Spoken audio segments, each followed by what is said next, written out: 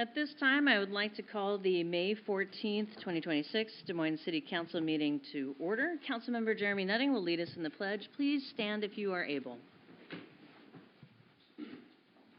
I pledge allegiance to the flag of the United States of America and to the republic for which it stands, one nation, under God, indivisible, with liberty and justice for all.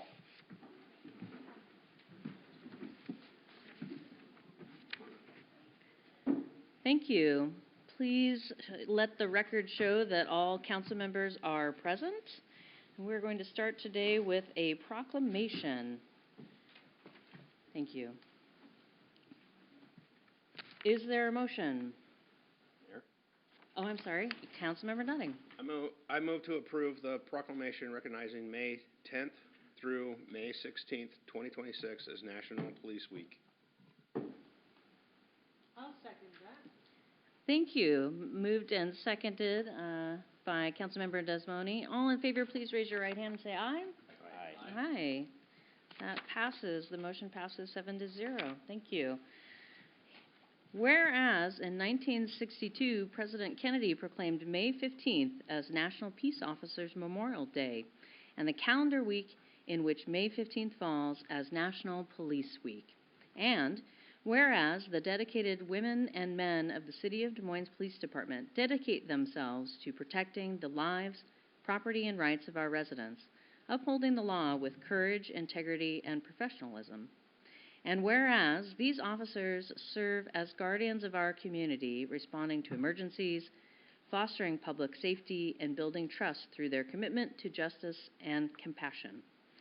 And whereas it is important that all citizens know and understand the duties and responsibilities of their police department, and that members of our police department recognize their duty to serve the people by safeguarding life and property, defending them against violence or disorder, and guarding the innocent against deception and the weak against oppression.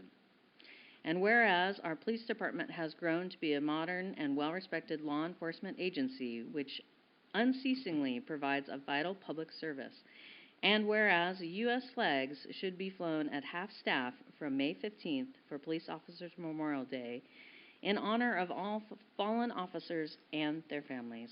Now, therefore, the Des Moines City Council hereby proclaims May 10th through the 16th, 2026 as National Police Week. Signed this day, Yoshiko Grace Matsui, Mayor. And I understand that Assistant Chief Benny is here to accept this today.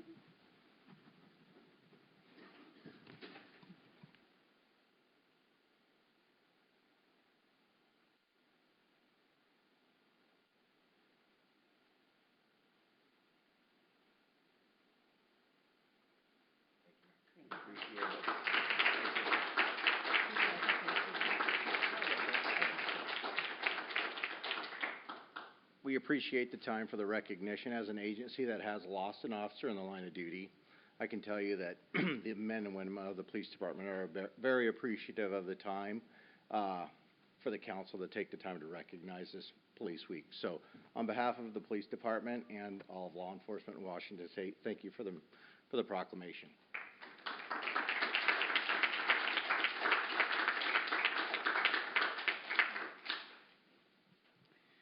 Thank you. Is there any correspondence not previously received by the council? No, Mayor. Thank you. Now it's time for comments from the public. We ask that you keep your comments respectful. When I call your name, please come up to the podium, and you'll have 3 minutes to speak. Please state your name and your city of residence. Today I have Judy Grandy. Hello, everyone. My name is Judy Grandy, and I'm a resident of Des Moines. I will first talk about flock safety and then about a moratorium on warehouse detention facilities. I have asked numerous people if they know what a flock camera is. Most do not know what an automated license plate reader camera is. Some think it is the traffic infraction camera. It is not. It's a separate camera that records license plates, make, model, color, bumper stickers, and dents that can be searched quickly thanks to AI. Last time I was here, I asked if the city council members had had a chance to find the 15 cameras in Des Moines. I hope by now that you've had a chance for you to see for yourself to see whether or not we're in compliance with SB 6002. The Des Moines Police Department has a contract with Flock Safety. Flock Safety, not the Des Moines Police Department, has complete control of the data from the 15 cameras. How can the city confirm that Flock Safety is in compliance with SB 6002 when the city does not see the inner workings of Flock Safety? Flock Safety can tell us whatever they want, but you have no way to verify that that is what they are doing. If someone from another state asks Flock Safety directly for Washington information, we have no way of verifying that Flock Safety did not share that information. ALPR cameras are a form of mass surveillance. I urge the City Council to vote to deactivate the Flock cameras. Now I will shift to talking about requesting that Des Moines adopt a 6-month or a 1-year moratorium on warehouse detention facilities. Thank you, Chris De La Rosa, for sending the City Council and City staff a recent email entitled Public Testimony Defending Des Moines Land Use Against Federal Detention Conversions. Chris references why a moratorium is needed so that businesses and federal agencies cannot go around the current Des Moines city zoning laws. Neighboring cities like Tukwila and Seattle have recognized their zoning shortfalls and have enacted moratoriums against federal detention centers. I get the impression from communications with city staff that Des Moines does not want warehouse detention facilities. Please enact a moratorium so you can tell residents that none of the many available Des Moines warehouses will become a detention facility. Thank you for this time to speak. Thank you. Next I have Christy.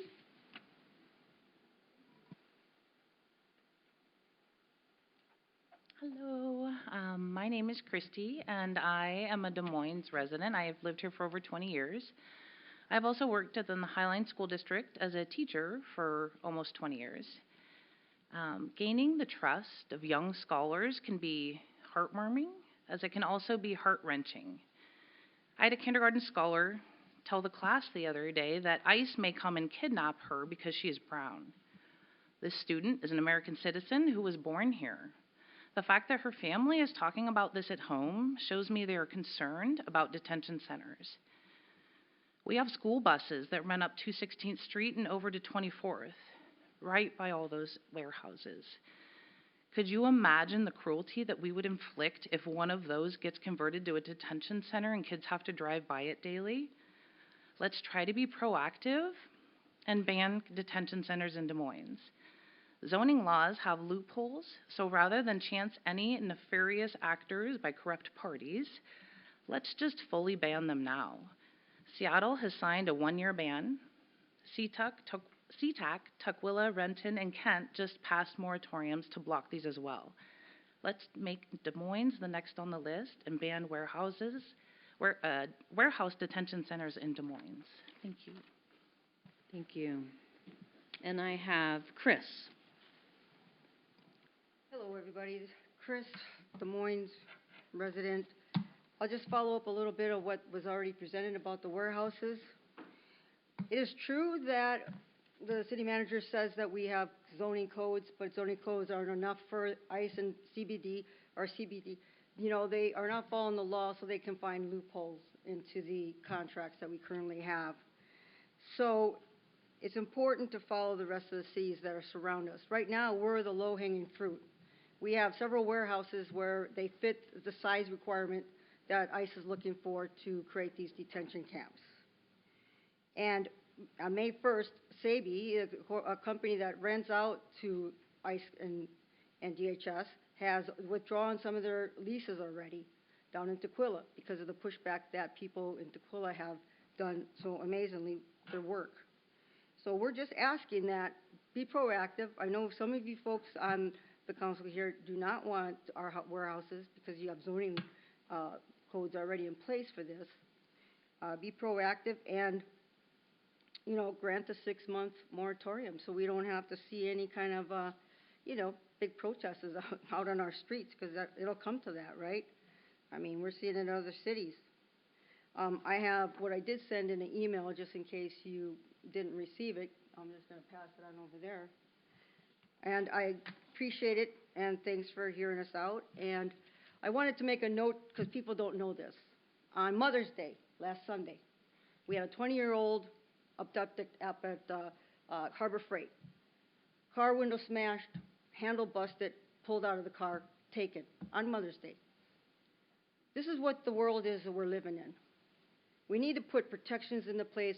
We need to show the neighborhood, the neighbors that are afraid to come out to get groceries, to go just do normal life, that people in authority, white people, will protect them, will stand up for them the best they can until we get the administration that's in place right now out.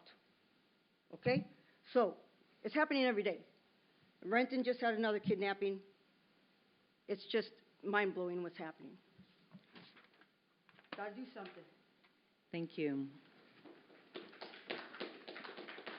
We are currently running committee of the whole meetings. However, council members do serve regionally on other committees. Do any council members have any items of interest to the public or to the council? Councilmember Harris. Thank you. I attended Wednesday's Emergency Management Advisory Committee meeting and everything. It's all FIFA all the time. An item of interest to the city is that they are putting together a shared document and to the public as to all of the traffic impacts, not only in the area but regionally, and they are profound. It's just amazing how much traffic is going to be highways, freeways, surface, link, light rail, even around the airport. And it's really hard to get it all in one place, and that will be the goal in the next few days. That's it.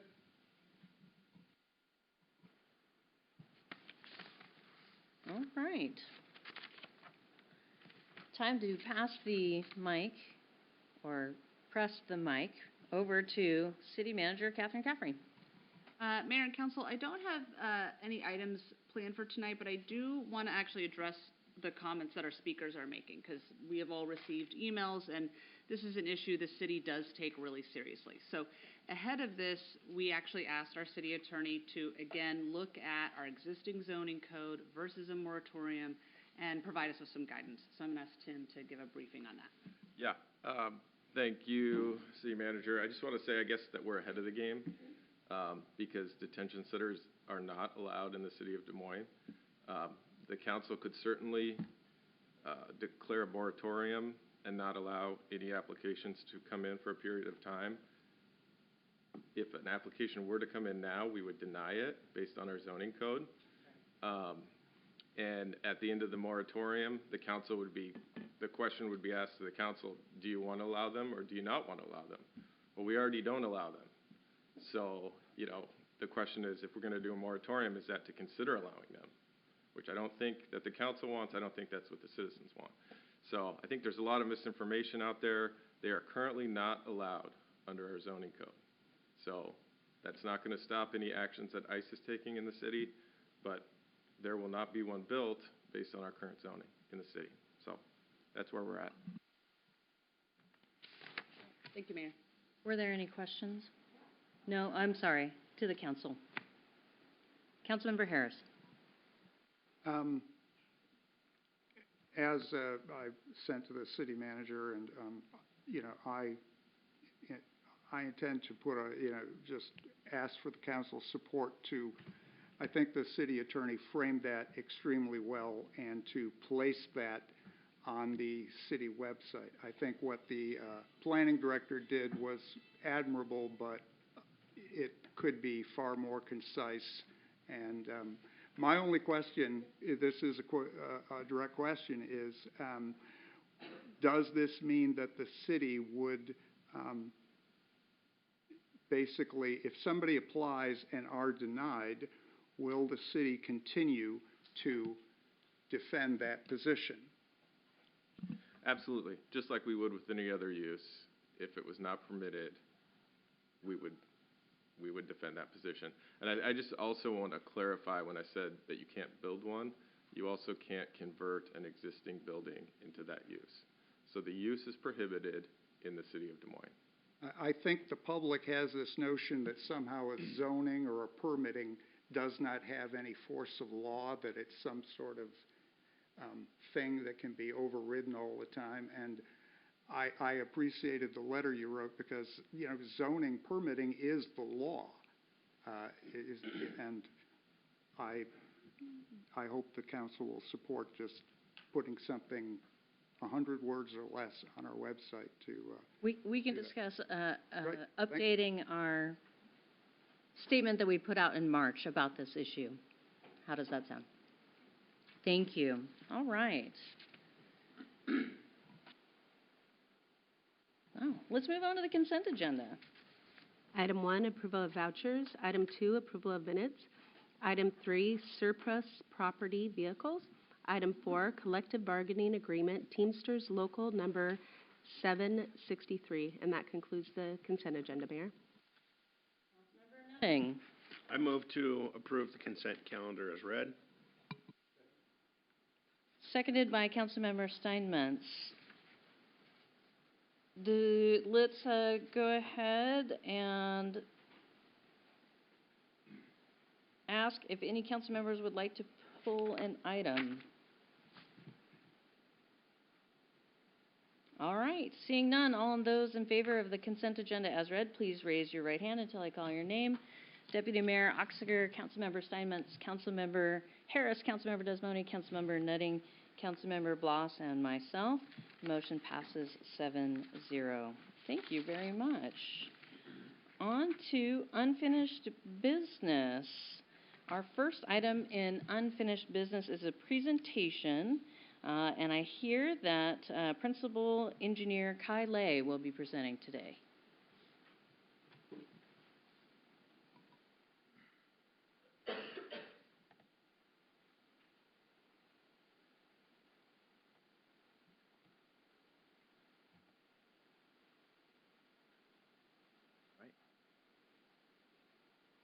Good evening, mayors, council members, city manager, Kai Lei, principal engineer. I'm here tonight with Chris Lecomel from Transport Group to give a presentation on the Vision Zero resolution.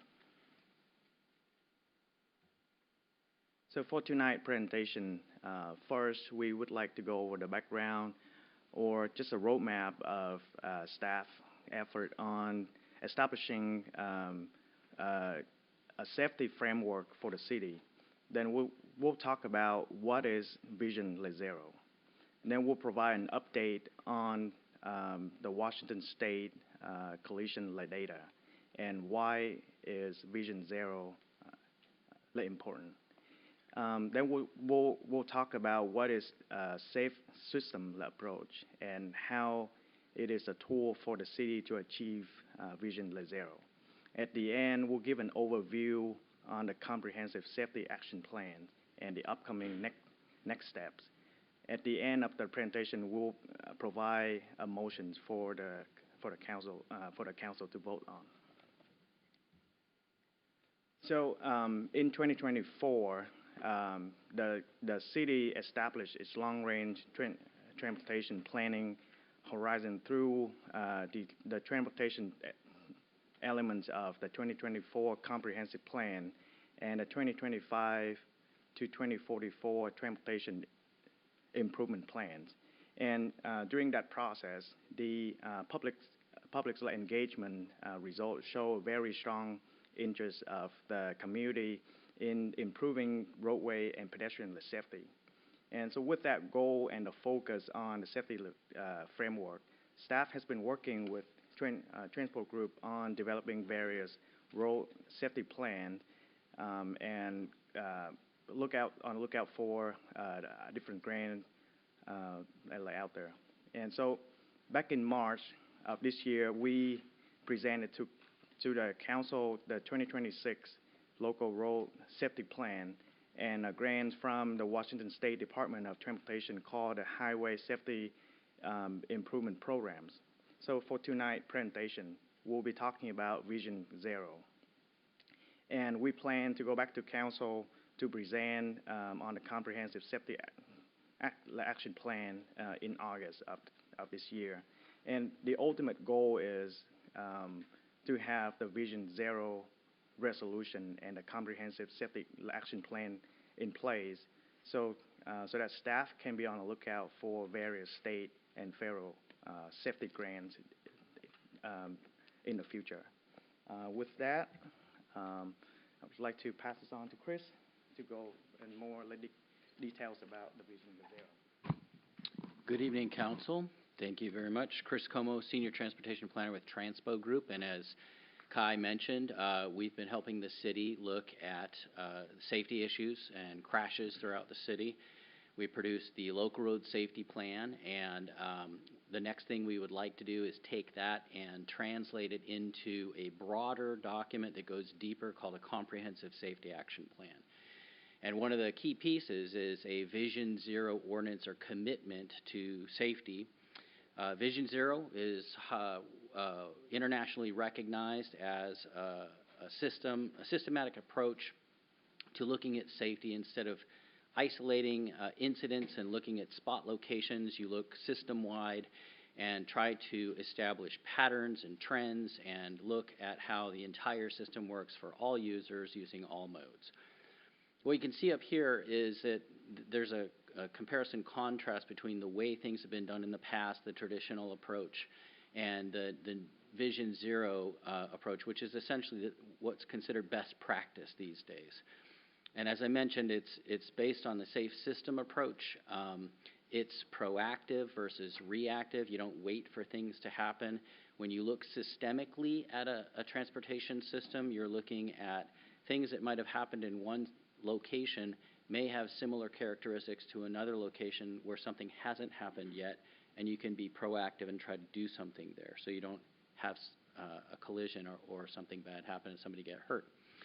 What we do is we identify patterns. We look for where crashes have happened. We identify what's called a high injury network as well as a high risk network.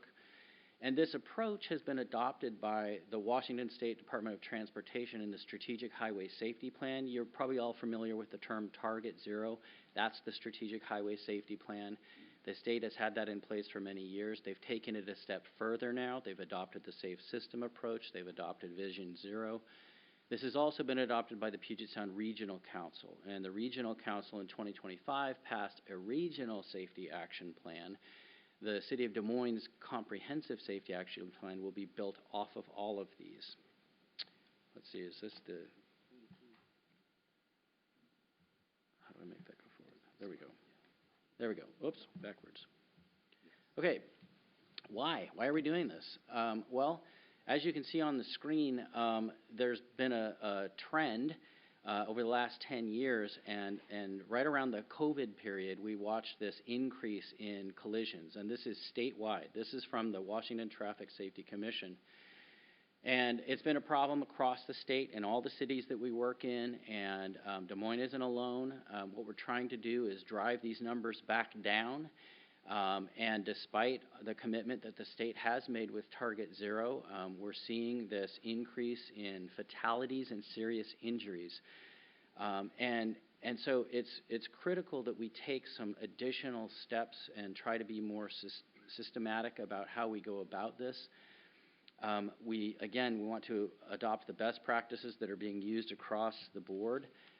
Another thing that this will do is establish a policy basis for future safety efforts that could include things like automated traffic safety cameras for enforcement purposes. One of the hardest things to do with this when it comes to trying to prevent collisions is deal with speeding and human behavior issues, and those can be driving under the influence or distracted driving or other things. And really, you have to have some way to deal with that. Automated enforcement allows the city to save resources and deploy those limited resources in other places. There are also proven safety countermeasures that reduce speeding and make the system safer for vulnerable users across the board. As I mentioned, the Safe System approach. This is the internationally recognized system that's being adopted and incorporated into all of the state and local systems around Washington State. Up in the right corner, you can see that I've identified in Washington State here, unlike the rest of the country, DOT adopted safer land use as an additional element into the safe system approach. And this is critical because when we develop a comprehensive safety action plan for the city, this is something that we want to help the city do, identify key and integrated land use and transportation approaches to addressing how people move about from place to place. And that has a lot to do with land use. That's what generates trips to begin with. So the safe system approach looks at all these things on the screen. You can see the very top one is a commitment to Vision Zero. What the city is saying essentially is that fatalities are not acceptable. We're going to set a goal to try to drive those down. Same with serious injuries. These are all the different components that the safe system approach includes. I'm not going to read them. You can get more information both on the State Highway Strategic Safety Plan as well as this with the link there. In terms of what we're trying to help the city do, we will take the local road safety plan and we'll add these elements to what is already identified in there and point to other plans such as the existing comprehensive plan that you've just adopted. All the public engagement from that plan will be helping to inform this safety plan, and all the public engagement from the Puget Sound Regional Council plan as well. In addition to that, the safety analysis that was done in your local road safety plan will become the foundation for us to move forward and come up with a new prioritized list of safety projects that is something that the city will be able to focus on, and as Kai mentioned, will allow us to go after or be on the lookout for other opportunities for state or federal grant funding opportunities. So there's a resolution in your packet. We're working right now to help the city develop this comprehensive safety action plan, and as Kai mentioned, later this summer we'll come back to you, present that plan, and if you adopt it, that will be the document that's pointed to in state and federal grant applications. I can tell you that right now, even though it's not technically required by some of these agencies, they're already asking the question, does your jurisdiction have a safety action plan to base your grant application on? If you have one, you will be more competitive for grant funding. And here's the motion to council that Kai mentioned. Council, do you have any questions, please? Questions only at this time. Councilmember Nutting. Thank you, Kai, for the presentation. Thank you for being here tonight. My question is this solely going to be based on Kai's department to come up with, once the action plan's in place, to traffic calming or anything like that, or is it going to be in partnership with the police department and that? Yeah, we definitely gonna take in, feedback from the community, feedback from the police department, that combined with, the priority that we identified from our TIP plans to present the priority to the city council. Yeah. I'd just like to add to that real quick. It's a fantastic question, and the answer is it will primarily be Public Works that's implementing the plan, but it will be a broad-based, multi-departmental approach to looking at the entire system, including land use, including police enforcement, and other things going on in the community. So it really is a way to bring different city departments and perspectives together into looking at a different way to treat the safety issue. Yeah. And just to follow up on that, so then my next question would be, so the assumption would be that some of the grants that could be gone after would shore up some of those departments that might have to add extra time or add extra FTEs to help out with that, implementing that plan. Grants are typically for capital improvements, meaning major construction projects, but there are some out there that can help programs that the city might be running, and it may do what you suggested by saving FTEs and things like that. So yeah, there's definitely a lot that goes into this. Thank you very much. Councilmember Steinmetz. Yeah, I really like the goals and everything involved here, and especially setting us up for more grants down the road. That's a very good approach to this.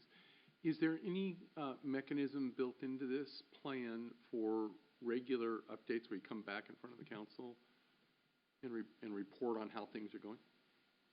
Another great question. So yes, one of the most important things about a safety action plan is what you're doing to track and monitor progress. And so yes, over time, the city will go back and look at the trend of safety, collisions and locations and all that. And the great thing about having a plan like this is you've got a framework, and then all you would really need to do is update the actual data, redo the analysis, and kind of have a rolling window of crash trend. And what you can do is you can report on that yearly or every couple of years as you update the plan to let the council know what's going on about the same time you're doing your 6-year TIP work. Yeah, and you would be open to coming back on a regular basis? I'd be happy to come back. I think this is a good idea, and demonstrating that on at least an annual basis of how this plan is working would be wonderful. Thank you.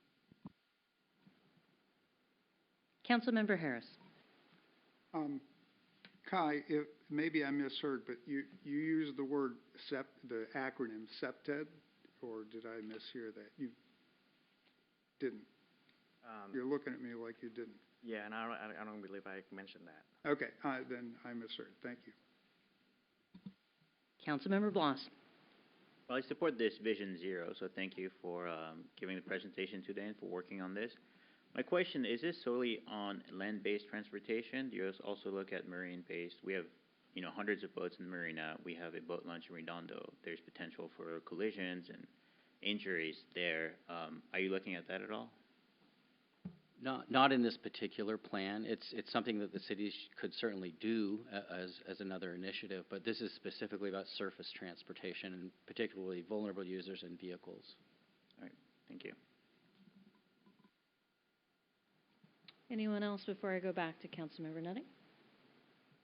All right, Councilmember Nutting.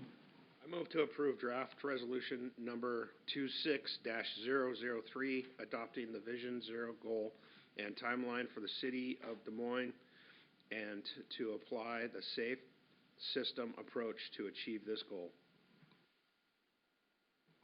Seconded by Councilmember Bloss. Any discussion? Councilmember Steinmetz. I'd like to just amend the motion briefly. So at the end of the phrase timeline for the city of Des Moines, comma, with annual reporting back to the council.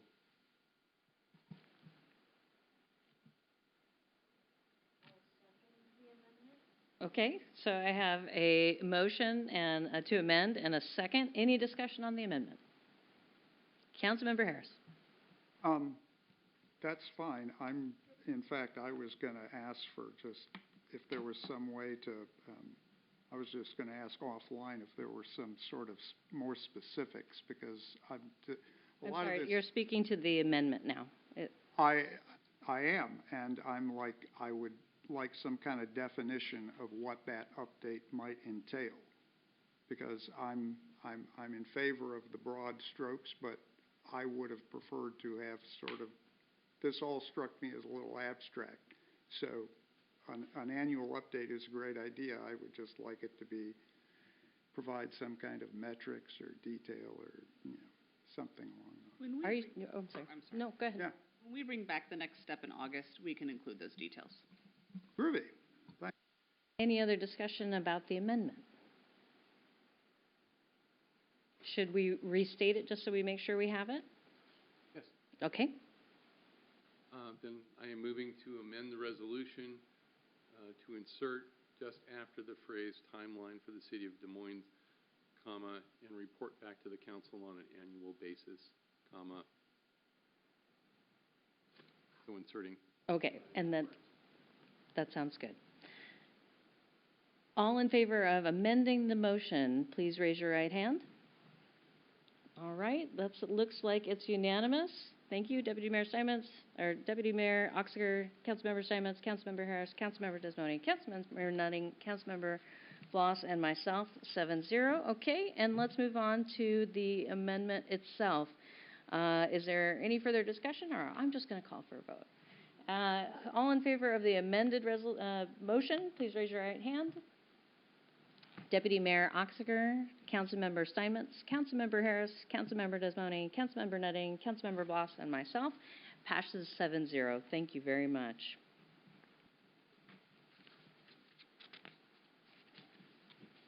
All right. Moving on to our second item, we have an update on the photo enforcement program given by our city attorney, Mr. Tim George. Good evening, Mayor, City Council. Tim George, City Attorney. I feel like it's been a while since I've been at this podium, so hello, everybody. Tonight, we're going to have a photo enforcement update. Just to clarify, this is for our traffic safety cameras. We're not talking about the flock cameras tonight, but next week, Chief Bo will be giving a presentation on the flock cameras and any sort of compliance issues with the new state law. So that will be next week. Tonight, I am very happy to introduce from Vera Mobility, Alexandra Jakob, and she is their regional account executive, and she's going to come up here and give us walk through some of these slides about what Vera provides to the city. You can come on up, Alex. And then just as a note, we inserted the first 3 slides that you'll see are new slides that we got from Vera. Those are not in the packet right now, but we'll update them after this. And they take the place of the first slide that I put together. So these ones look a lot nicer. So I'll hand this over to Alex. Thank you. Good evening, Mayor, council members. Happy to be here. Before we get into the slides, on behalf of Vera Mobility, I just want to thank the city for the longstanding partnership and the continued support for improving traffic safety. I feel like our presentation very well ties in with the previous item, which was your Vision Zero plan. Going into the slides, as the city attorney mentioned, the first 3 slides would just cover some information about who Vera Mobility is. We are the industry leader in automated enforcement solutions. We are currently partnered with approximately 300 customers in North America, Europe, Asia, and Australia. And we currently operate over 12,000 live systems, providing various types of solutions from speed enforcement to red light, school zone, school bus, and bus lane enforcement. And I do have the clicker. Busy map here, but this is who we serve in North America. All the states in green are states where we have a presence, and the list are partnerships that we have with various communities within those states. And then the symbols next to the city names or jurisdiction names are the types of enforcement that are being provided for each one of those jurisdictions. So specifically for Washington, we've been in the state for nearly 2 decades, and we have nearly 30 partnerships here that go back quite a long time in the state. Again, one of the longer partnerships is with the city of Des Moines as well. So some information about the program that is here in the state and has been in place since 2011. The program started with school zone enforcement. The first 2 cameras were installed in 2011 and then followed by 2 additional cameras for school zone enforcement in 2012. The program further expanded in 2016 by the addition of 7 red light enforcement locations, and then further expanded in 2024 by the additions of 4 speed cameras within the park zone. Des Moines is the first city in the state to enforce speeding in park zone. As far as program performance, I've gathered some stats to kind of show how the program has evolved and how it changed behavior throughout the years. So the top line shows performance in, or I should say maybe monitoring in 2025. So for the total of the 14 locations, the traffic that was monitored, meaning vehicles traveling through the enforcement locations, there were over 18 million vehicles traveling through the enforcement locations, and there were about 22,000 citations issued, which really translate it translates in a very small percentage of citations issued versus the significantly high traffic counts that have been observed. As far as reduction, I did a comparison for red light specifically from 2017 when your program was fully operational for red light enforcement in comparison to 2025, and there has been a 78% reduction in citations issued for school zone from the beginning of the program. In comparison to 2025, there has been a 67% reduction. And then for your park zone, which is the most recent enforcement type, I compared 24 with 25, and there's already a 33% reduction in citations. Additional statistics about the program. So in the beginning of the program, if we look at this graph, so in about 2012, the percentage of citations that were issued to the residents has been significantly higher compared to the 2025. So in 2012, about 32% of the citations issued were issued to local residents of Des Moines. Fast forwarding to 2025, that has dropped to only 10%, meaning your citizens are complying with your safety laws, and the program is protecting your citizens against transient traffic through the city.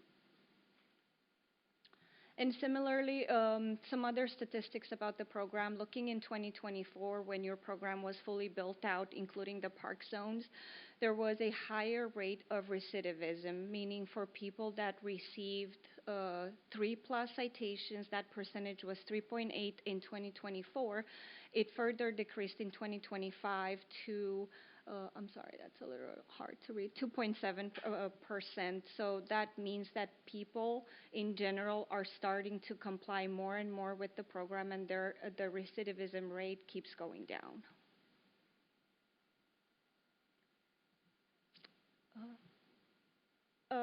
As far as program expansion, we were informed that the city is further considering additional expansion for 24/7 speed enforcement and potentially additional park zone enforcement. So we've done speed surveys at various locations. The speed surveys were over a 3-day period, and we've monitored a total of, I believe, 20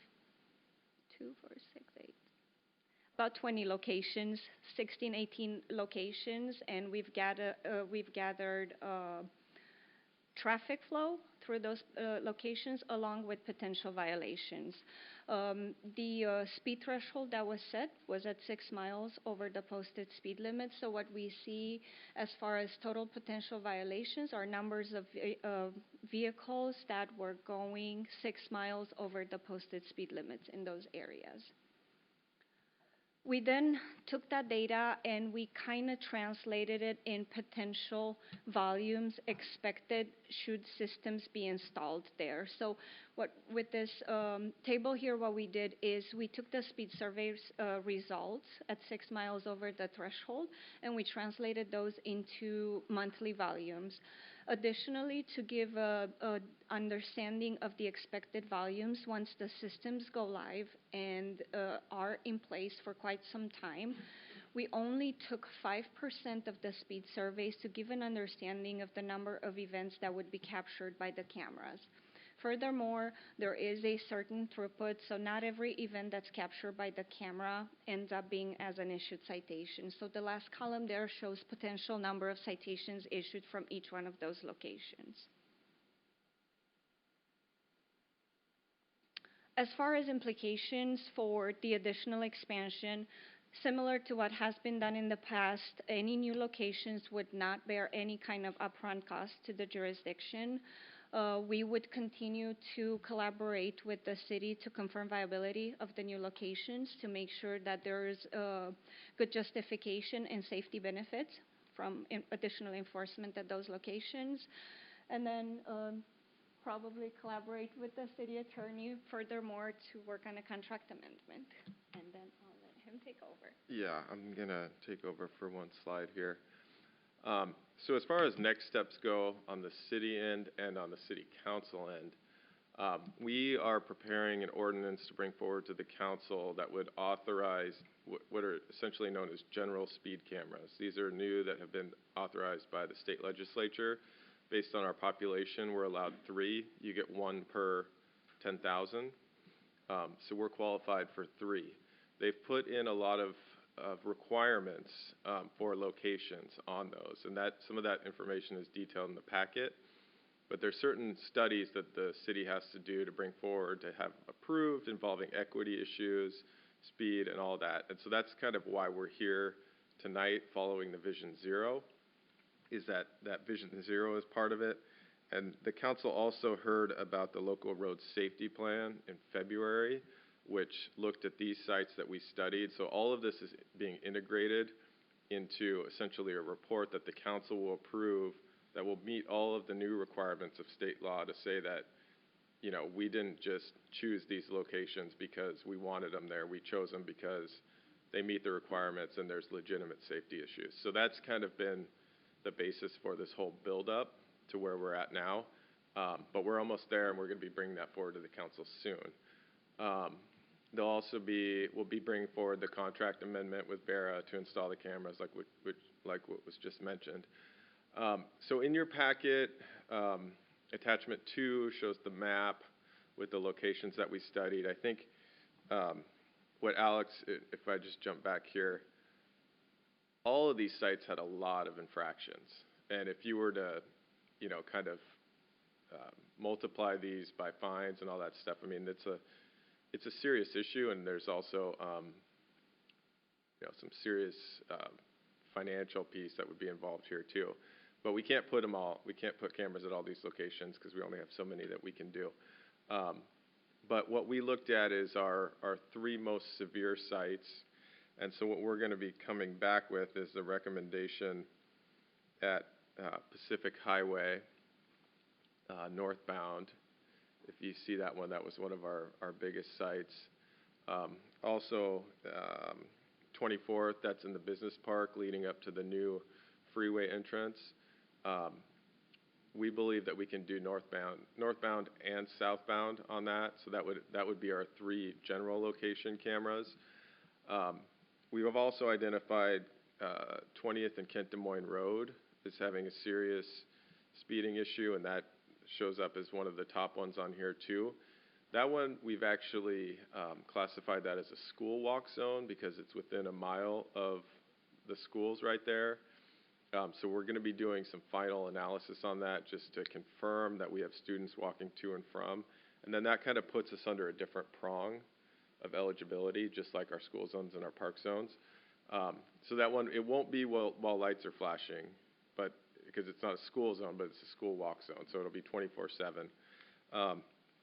And then we're also, in the same vein, we're looking at 16th Avenue in front of Woodmont, activating those 24/7 as school walk cameras. During the drop-off and pickup, the lights will flash, the speed limit will lower. During all other hours, the cameras will be active at the 35 or 30 or whatever it is out there. So we're looking at about 6 total camera locations, or 7 total camera locations, 5 new cameras, and 2 activating 24/7. So that's what we're currently working on, and that's what we'll be bringing back to council for full approval. We're also looking at these other sites to see if maybe they can qualify under something else, but for now, that's going to be the general recommendation from staff that we'll bring forward shortly. And then this is the fun part. This is where Alex gets to tell you everything about what her company can do, but we're not necessarily allowed to do in Washington State at the time. So I'll turn it back over. Yeah, so I am not the technical expert in technology, but high level, I do understand that there is some interest in technology for noise detection. Vera Mobility does provide that solution, and we actually have it live in the state of Hawaii. The state of Hawaii is the first state that has adopted noise enforcement as a statewide initiative. They started with a pilot program that consisted of 2 locations with the last legislative session, they actually passed a law that makes noise enforcement legal, and they're looking to start adding, with the first phase, 10 new locations for noise detection. So the way the technology works, and I have a picture of it here, it includes multiple Class 1 microphones along with a LPR camera and a high-resolution video camera that provides a 1080p video. The evidence that's captured by the noise enforcement system is the same as it is for your current automated enforcement program, meaning you would receive still images and then a video triangulating the offending vehicle. The system is fully configurable to detect whatever level of decibels is desired for enforcement. For example, Hawaii does detection at 95 decibels. And I believe if it plays, I have a sample video for you of a noise violation. I'm not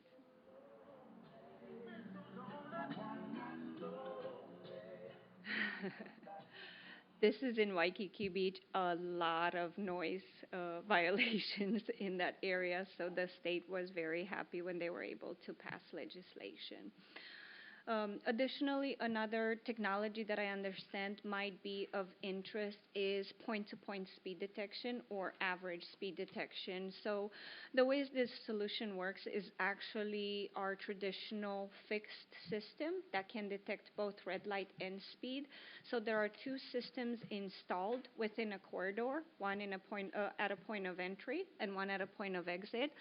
And what it does, it calculates the average vehicle speed traveling through that enforcement corridor. And that's how we obtain distance over time. We obtain the vehicle's average speed. So that's how point-to-point speed detection is performed with the fixed system. In the U.S., there are no live systems because there is no supporting legislation anywhere yet, but this system is very popular in Europe and other continents, and it is popular on highways and freeways, so longer corridors. Again, same evidence is captured as your current program. You get the still images, the crop of the license plate, and a video, a 12-second video. And then we can answer questions, but I do want to mention that the noise cameras, Alex and I have been talking, and with others at Vera, and we're exploring the ability to do a pilot program here in Des Moines.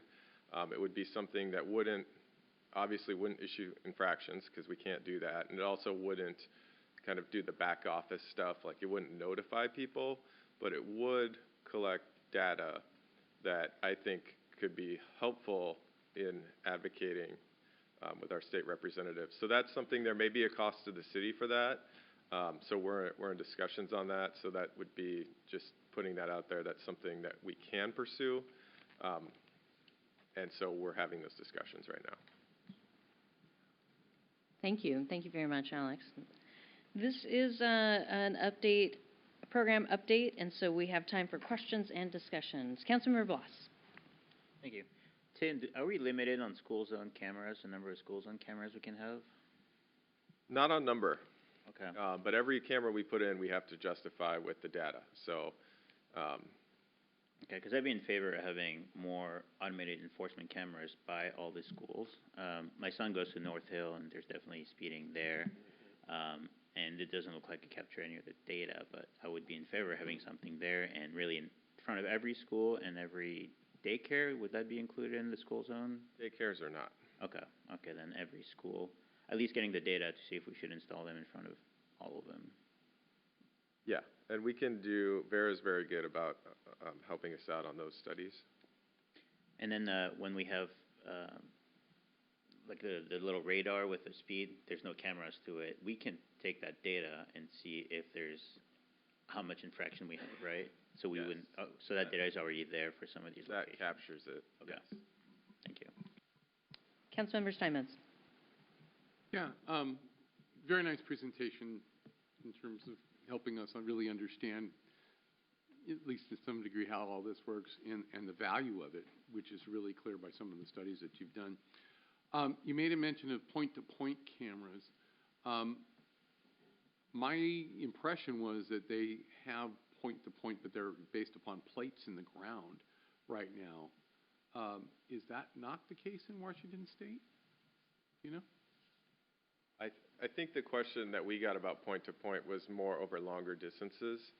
The plates that you're referencing are, I believe they're only like 20 feet apart, and that was some of the early technology that we used, so it was all caught on the same camera. This would be multiple cameras over a longer distance. And the plate-to-plate is much more expensive to install than what we're talking about in the point-to-point that's just using an electronic beam, whatever. Correct? Correct. So I think you're talking about the differences in technology. The earlier versions of speed enforcement technology was done with loops that were installed in the ground. The newer technology talks about radar enforcement, so there would be two different systems, two different radar systems installed at a specific distance throughout a corridor that would monitor vehicle speeds. Okay. So it would be done with radar, not And with loops. And just lastly, I really appreciated the statistics over time that shows the reduction in the number of citations. Having been responsible for donating to the city coffers through those devices on a number of occasions, earning my nickname of Larry Leadfoot from my family, you know, it really does change behavior. And I'm glad to see particularly that the citizens of Des Moines are the ones that are really changing their behavior. I think this is a good program. Thank you. Deputy Mayor Oxker? Yes, thank you for the presentation. Just for clarification, on the noise cameras, the State House did approve last year the noise camera system, but it did not pass the Senate, and it did not come back. So they're already in the process, and they're already aware of the process. The second thing is on the point-to-point. The Washington Traffic Safety Commission has conducted a study, and that report has gone to the legislature, and I believe it is recommending point-to-point for the state. So it's not like we're starting from ground zero. Some of the stuff is already in process. Councilmember Harris. Thank you. Just, let's see. First of all, do you have any general sense of how we compare with other cities in WA or across this great country? In other words, are we more or less scofflaw-y than... No, it's a real question. I mean, in other words, did we have more of a problem, average, or less than? I mean, are all cities having this similar issue? For Washington specifically and for speed specifically, I want to say that unfortunately this is a statewide problem as far as speeding, so you are not the leader for sure. But relative to the rest of the country? So 24/7 speed enforcement monitoring became legal last year. Before that, only school zone speeding was allowed by the statute. So since last year, we are seeing more and more jurisdictions that are enabling 24/7 speed, and their initial volumes are pretty high, but we're counting on what you've seen for statistics for your other types of enforcement, that automated enforcement systems will change that driving behavior. That's why even when we did those assumptions for potential number of events and citations, we looked at nationwide reduction, which from speed surveys to about 10 to 12 months into a program, it's expected that 95% of the initial speeding observed is reduced. The noise thing, does it find motorcycles in any way challenging? Can it do motorcycles? If they are allowed, so it detects sound, right? Level of sound. No, that's not the problem. I'm saying because you got the teeny tiny. The license plate, because it's so small. It would, yes, because it does it for your regular red light or speed enforcement. Yeah, I don't know why, I just never, is there anything on the horizon, since you mentioned Europe, regarding crosswalks? I'll take that as a, never mind. I mean, no, if somebody invents a crosswalk detector, that's a major, thing. Okay. Well, one of the other programs that Vera offers is stop sign cameras, which are, you know, usually associated with crosswalks. But again, that's not something that's authorized in Washington. No, I They just do wanted have- to know if it was technologically possible. Okay, thank you. So it ultimately is the same technology, meaning, as the city attorney mentioned, the threshold for detection for speeding would be set at 1, right? Meaning if they didn't come to a complete stop at a crosswalk or at a stop sign, the technology has the ability to detect any speeds, right? Even if it's just 1 mile. So the technology is available. It's a matter of what the statute allows for automated enforcement. Thank you. Absolutely. Anyone else before I go back around through? All right, Councilmember Bloss. I'm wondering on those cameras that are on the border, like cameras on the border of Kent and Des Moines, do we work with Kent? Do we share revenue with Kent? Or we look where the car is at when the picture is taken? How does that work? Yeah, we don't share revenue. It's where the infraction's occurring is the jurisdiction that's handling all of it. So we do have multiple cameras at Kent Des Moines and Pacific Highway intersection, and at least one of those is Kent's, and that operates independent than from our programs. So it's where the camera is located? It's where the infraction occurs. So if it's a stop bar and you're driving through, or a red light, we would look at the jurisdictional boundaries, and if it's you know, I even get confused about, you know, what's Kent, what's Des Moines. Always curious about that. So yeah, it's where the infraction occurs. So they would set the line up, right, to make sure it's within their boundary. Yeah. So. And then in the presentation, you had mentioned about school bus automated cameras. Are these on the school bus themselves? And is that allowed in the state law? And that probably would be a Highline School District thing anyway, but. Yes, those are allowed, but that would be something the school district would do. Okay. And I just want to remind the council that, you know, these are great. They do an amazing job. They allow us to, you know, enforce traffic laws without officers involved and you know, make the most of our resources. But every camera has an impact on our court staff, and our prosecution, and just, you know, our levels of staffing and all that. So, you know, as we look to add more cameras, it's kind of a team effort to make sure we have the staff and the buildup, and then even on the officers, because a police officer has to review every ticket manually and confirm that there was actually a ticket. So, you know, it's not just, the cameras are great and they do an amazing job, and the you know, safety's increased, infractions go down, but there's also, you know, there's a lot of staff that are working on it too. Councilmember Harris. Thank you, Tim. You actually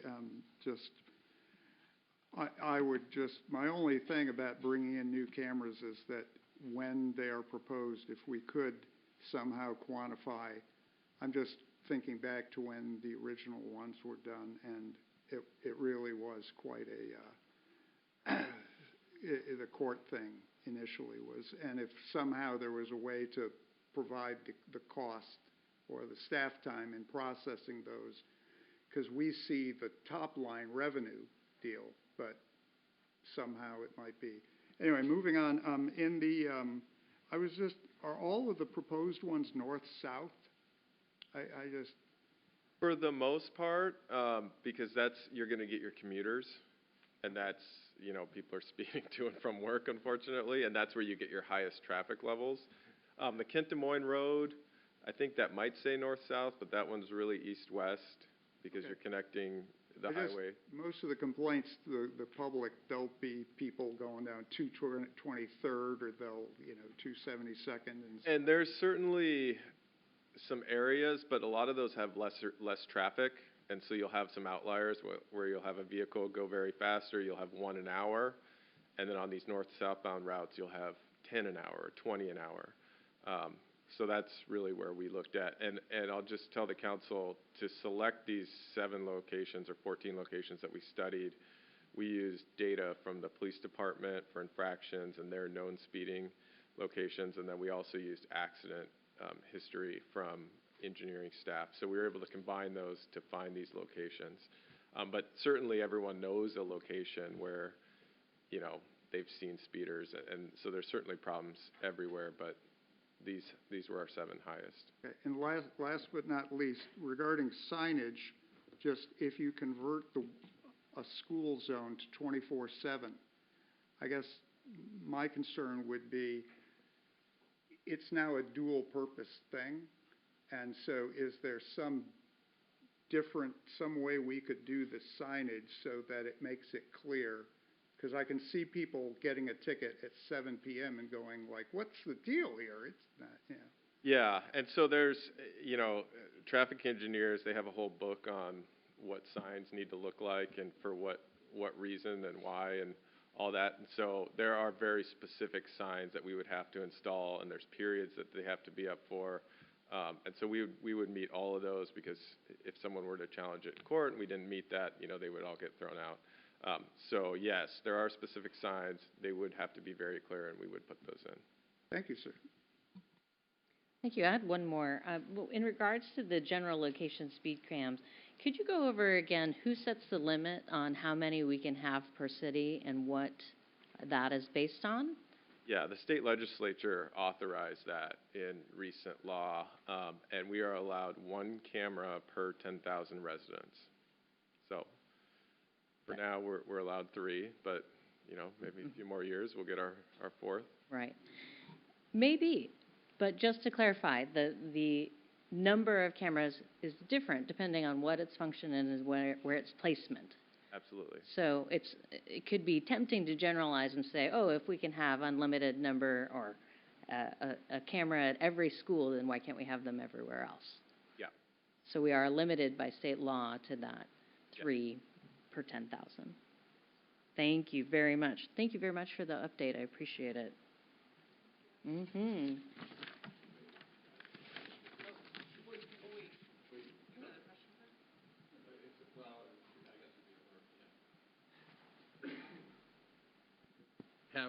Have we determined the jurisdiction on First Avenue?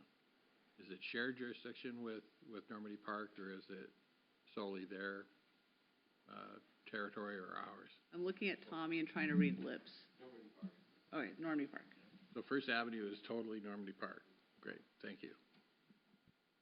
Thank you. Mm-hmm. Absolutely. All right.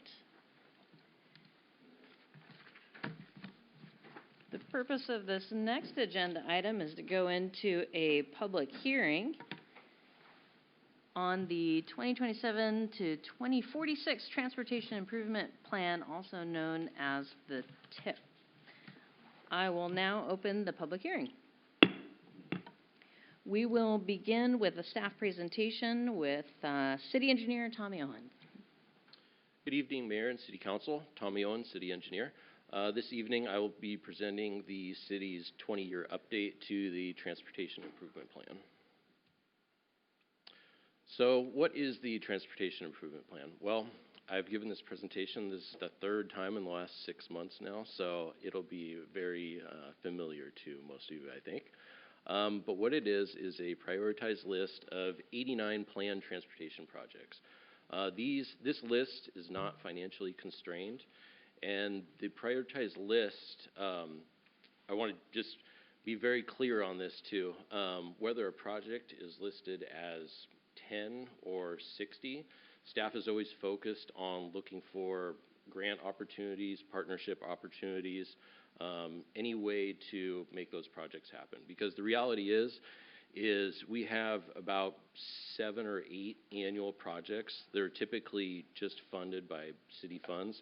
But beyond that, most all of our transportation improvement projects, they're all partially funded by grants, partnerships, and those other opportunities that we can partner with.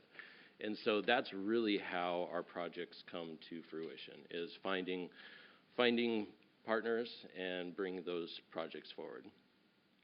So a little bit more about the list. It is derived from the Comprehensive Transportation Plan, which is a long-range transportation plan of about 20 years, which sets the policies, goals, and strategies to help guide decisions for transportation systems in all modes of travel. It also defines a manageable network of arterial roadways, pedestrian networks, bicycle networks, and transit services to support the city. So how do projects get into the TIP? As I mentioned, they get in the TIP from the Comprehensive Transportation Plan, which has safety, capacity, pedestrian, and bicycle needs, and also supports transit. It's also from the analysis of the city's own transportation system, whether it's from traffic engineering studies, citizen input and concerns. We're always listening whenever a fix-it form gets sent in and we see that there may be a issue, a safety issue around some area. We can analyze that and potentially bring that into a project. It's also from interagency and utility coordination.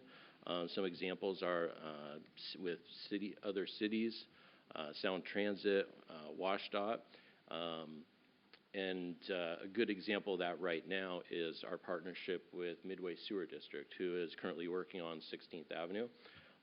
Currently very torn up, but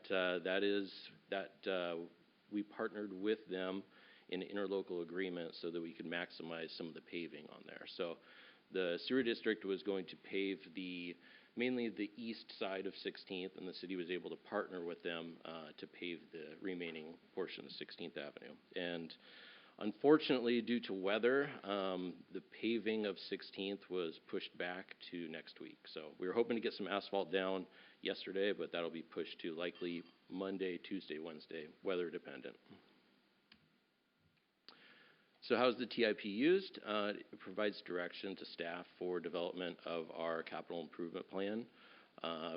It's for, as I mentioned, planning and coordination with utilities and neighboring cities. It is required by state law to submit annually by the end of July. We also report it to WashDOT and the Puget Sound Regional Council, and it positions projects for future grants and loans. So some of the discussion and process for the TIP. So about 2 months ago, I presented the draft TIP to the Committee of the Whole.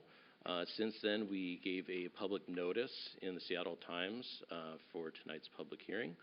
And then there's obviously the opportunity for public comment at tonight's hearing. And to date, we have not received any public comments. So looking back at some of the accomplishments and highlights, especially over the last year.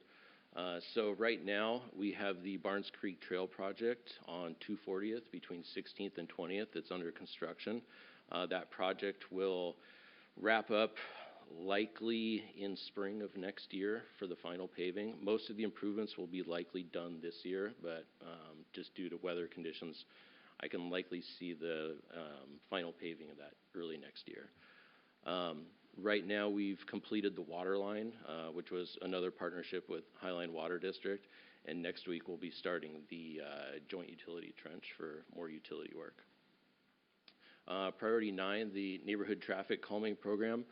So this was a formal program that was adopted last year, and we brought a contract to council, I believe late last year, for construction of a pilot program for some speed bumps throughout the city. Those are in 5 locations, and I'm happy to say that the first one will be constructed next Monday, is the start of those. So you'll see that going on in the next couple weeks as well. Priority 12 is the 24th Avenue Improvement Project. This is the next segment of the 24th Avenue improvements, in which we received a $5 million grant from WashDOT. The design of that will be likely bringing that to the council later this year. So some revisions from previous years. These first 3 projects have all been completed over the last year. The 24th Avenue Improvements Project, the Sound Transit Light Rail, and the WashDOT SR 509 Gateway and 216th Bridge. The other proposed revisions is to create a new project for the Marine View Drive Downtown Corridor, which would revitalize the downtown corridor. I've mentioned when I brought forth this project at the Committee of the Whole that we are likely going to be in some discussions with WashDOT to turn over the Marine View Drive downtown corridor to basically city ownership for maintenance in the future. So I think this would position us well to have a improvement project that we can use for negotiation purposes at least.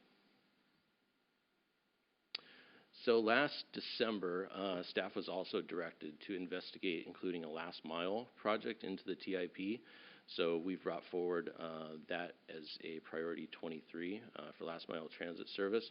And really it's to improve the last mile services within the southern portion of the city. There are some limited areas which are beyond 1 mile by road to existing transit routes, which you can see in the red highlighted portions, kind of on the south end of the city. And so that's why we've included it in this year's TIP update. Regardless, we will continue to promote the existing King County Metro and Sound Transit options. And that concludes my presentation, and I've left you with the motion. Thank you. Now it's time for public comment portion of this public hearing. We'll ask you to keep your comments respectful. Did anyone sign up? No, she says. Great. Is there anyone who didn't sign up who wishes to speak? Second call, is there anyone who didn't sign up who wishes to speak? The third and final call, is there anyone who didn't sign up who wishes to speak? All right. Now it is time for your council questions. Council, do you have any questions? Questions only, please. We'll start with Councilmember Harris. Thank you as always. As Dan used to say, I ought to be good at it by now. I've done it 4 times. And this is a real question. The city uses the term capitalized complete streets. That has a formal definition, I assume, that I can look up? Or, in other words, if I see complete streets, that I should know what that means. Typically, that would include curb, gutter, sidewalk, any multimodal uses. Yes. Like a bike path? Yes. Are bike paths, again, another idiot question, is there anything precluding bike paths on both sides of a street? Like, is there a certain type of road where you can? So really, typically we'd go back to our comprehensive transportation plan. And in that plan, which we updated a few years ago now, it's probably due for another update, but in that document, we would identify routes that would be future bicycle routes. So that way we kind of have a plan for a priority bicycle network.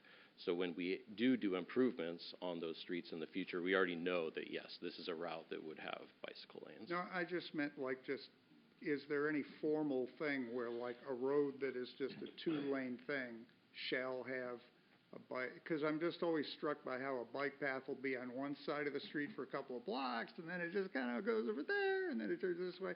And it doesn't look like there's any sort of coherence to it at sometimes. So I was just asking if there's sort of a formal protocol to that at this point.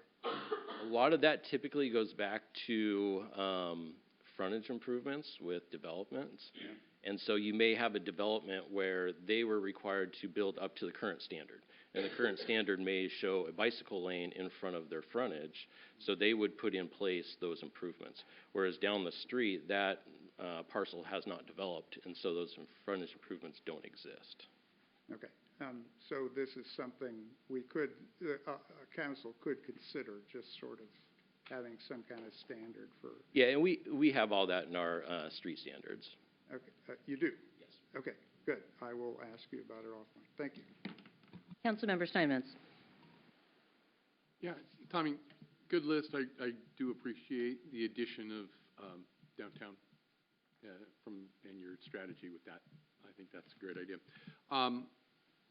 Probably a decade or more ago, the council got pretty proud of themselves because they had finally built in regular repaving of the streets. Is that something that would fit in the TIP, or is it just a budgetary issue to be addressed as we can?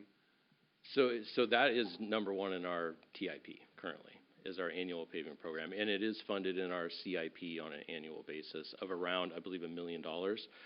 Sometimes we utilize those funds for other projects, such as like our Barnes Creek Trail project.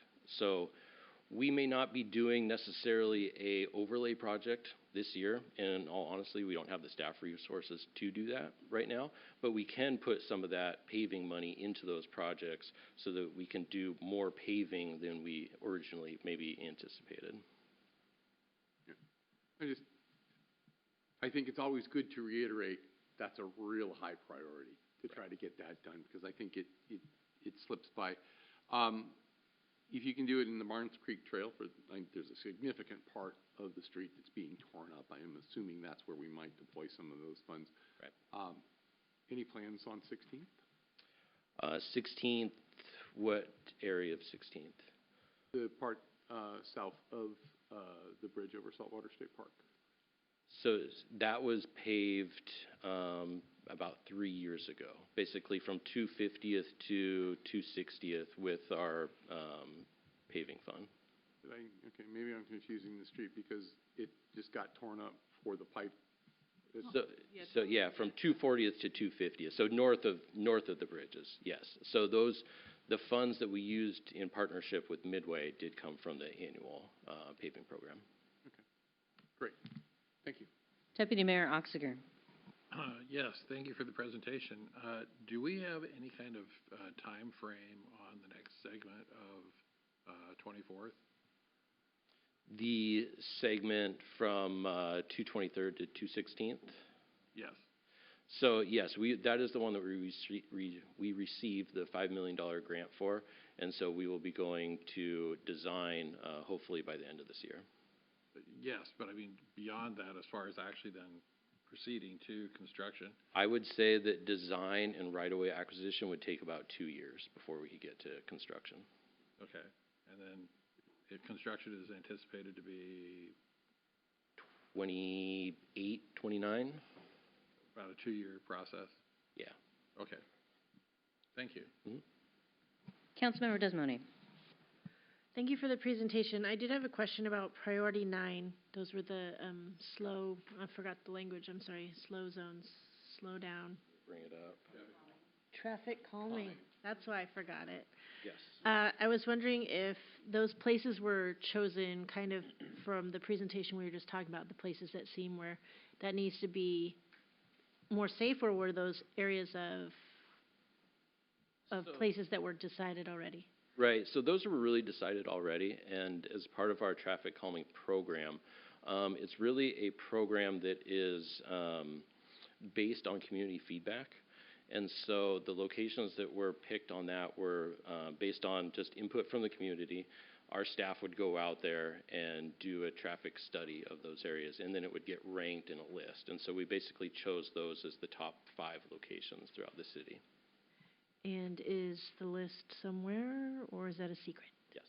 We can provide it to you. We've been featuring it in the last few city manager reports. Okay, cool. You've seen that, but I can also give you the full list. Okay, thanks.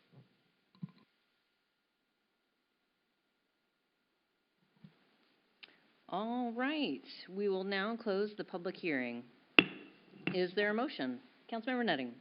I move to approve draft resolution number 26-039, adopting the 2027 to 2046 Transportation Improvement Plan for the City of Des Moines. I heard a second from Councilmember Steinmetz. Any discussion? All those in favor of approving draft resolution number 226, number 26-039, please raise your right hand and say aye until I call your name. No, just kidding. Just raise your right hand until I call your name. Deputy Mayor Oxiger, Deputy Mayor, or no, I'll just call everyone Deputy Mayor. Councilmember Steinmetz, Councilmember Harris, Councilmember Desmoining, Councilmember Nutting, Councilmember Bloss, and myself. Motion passes 7-0. Thank you very much, Mr. Owen. All right, now it's time for some new business. Number one, usually, and almost always, are agenda items for consideration. New agenda items. This is a time for proposing new business items for discussion on a future agenda. Any recommendation will simply need a hand raise or a nod from 3 council members. Do any council members have new business they would like to propose? Councilmember Harris. Thank you. I just, talking about what we already talked about, but I would like the council to consider Mr. George's fine memo to the city council be reduced down to about 50 words and placed on the city website. I think the public it would help the public understand the city's position, and people obviously have deep concerns, which I certainly share. And the statement that the city put out is formally great, but it's a bit dense. Councilmember Harris, I want to make sure you mean about the current zoning that doesn't allow detention centers or facilities. Correct. We did agree to that earlier in the meeting. The city manager asked me to raise this, and so But we already, in this meeting, we already said yes earlier. You've shaken your head up and down, and okay, good. Then go for it. Yeah. Proposal. Okay. Thank you. Let's move on to council member reports, which are limited. Oh, I'm sorry. That's not.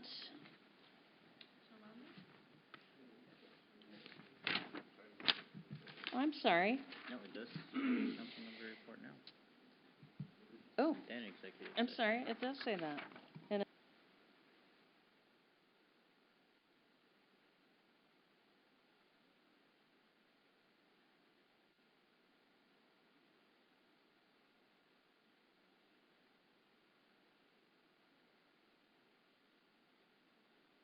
To move into executive session to discuss pending litigation under RCW 42.30.1101I for 25 minutes, which will take us to about, let's do actually.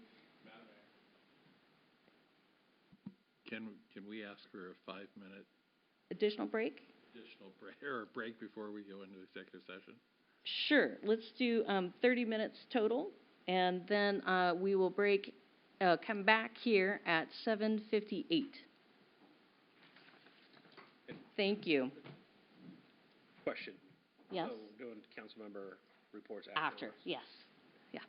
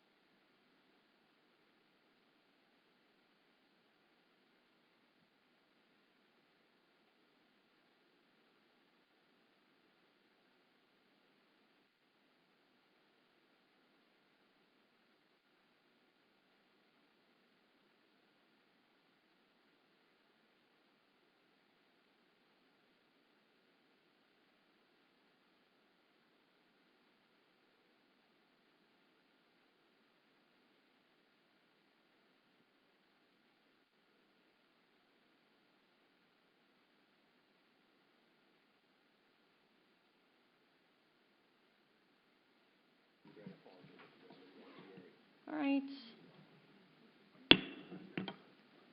Thank you. We're returning back from executive session. No formal action will be taken on that. And now we're moving into our council member reports, which are limited to 4 minutes. Let's start with Councilmember Nutting. Thank you, Mayor. I have nothing this evening. Councilmember Bloss. Thank you, Mayor. I have nothing to report this evening. Councilmember Simons. Had a great time at opening of the boating season and had a good meeting with the city manager. That's it. Councilmember Harris. Thank you. It's always, I wish the public, our comments and their comments are at the opposite ends and nobody sticks around, but I appreciate the people who show up to speak about the thing with ICE. I am fortunate enough to, fit in, but when I first came to this country, I did not. And what is going on now is horrifying, and it comes off as flip to people who are not impacted. Just, it's terrifying to me.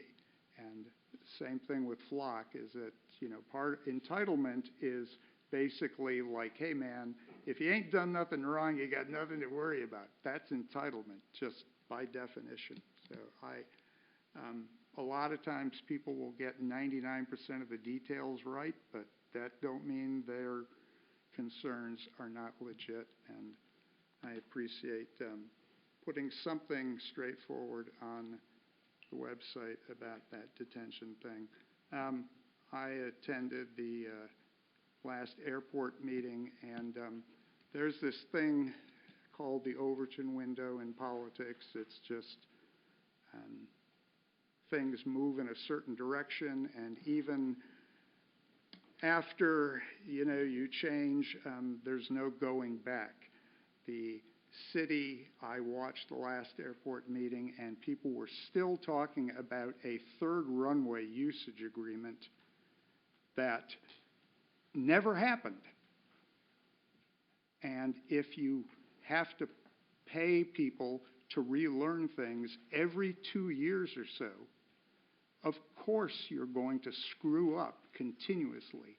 Cities that care about certain things, we don't make mistakes when it comes to land use and actual things we really care about. That tip thing, that's the magic wand. That should be in every department. And it is interesting to me that the state makes us do 6-year magic wands for the departments that really matter to people. You have to have a plan for certain things, and the things you don't are things that you obviously do not care about. Regardless of what happens with the airport over the next couple of years, the best thing that could possibly happen would be to have some kind of system in place where people 4 or 5 years in the future don't have to reinvent the wheel, because what you're calling the SAMP is actually phase 1. There's an LTP coming in 2032, and that's where the real fun begins. And we haven't even, we talk about it, this is just phase 1. That's about it for now. Thanks. Councilmember Desmone. I have nothing to report. Deputy Mayor Oxiger. Nothing to report. All right. Well, thank you very much, you all. I wanted to highlight a couple of things that have come up recently. One, thank you to all the folks that were able to join us for my chat with the mayor. I think it turned out to be breakfast with the mayor, pizza with the mayor, and pad thai with the mayor, which I think was actually really fun. I'm wondering if I should just do pizza at different locations throughout the city when we do this again, perhaps in the fall or next time. It really was a very nice opportunity to have some more in-depth and personal conversations with residents about some of their concerns.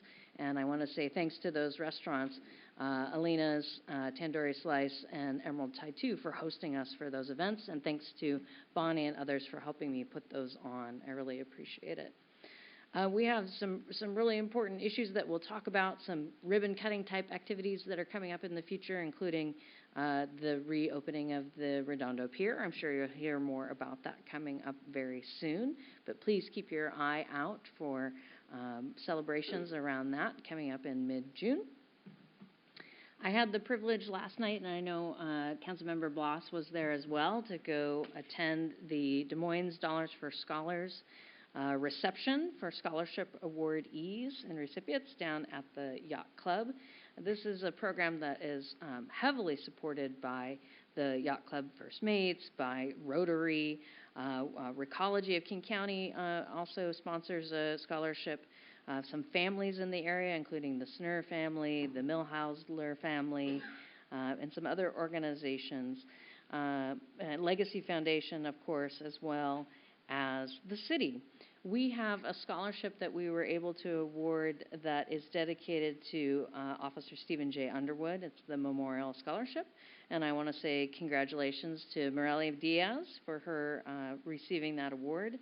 It was a really nice occasion to hear students talk about their plans for the future. Folks who want to go into immigration law, folks who wanted to become pediatric nurses, folks who wanted to go into aeronautical engineering, and another student who I believe is studying abroad at Tokyo University in Japan. And it was just really an awesome opportunity to hear about their passion, all the activities that they are participating in their local communities, and to see all the proud families that were there as well.